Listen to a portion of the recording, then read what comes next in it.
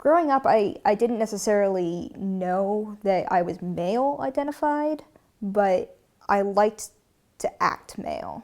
I liked to pretend I was male. As I grew older, I'd really tried to mask it. I just heard what being transgender meant, and it was this epiphany moment of that's an exact description of how I feel. I was in the car with my mom. I turned to her and said, "Mom, I want a haircut." And she said, "Okay, we can get you a haircut." I said, "Well, can I have a boy's haircut?" And she said, "Yes." And I said, "Good, because I want to feel more like a boy."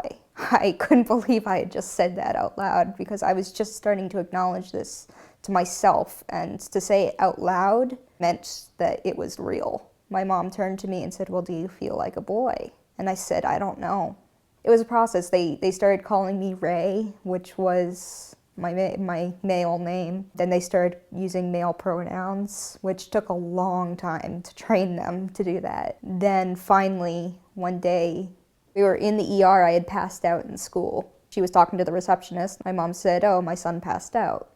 And I just sort of turned and stared at her, and she just smiled at me. And that was just the final step in knowing that my parents had really accepted me for who I was, and that it was real, it was happening, and I could be who I wanted to be.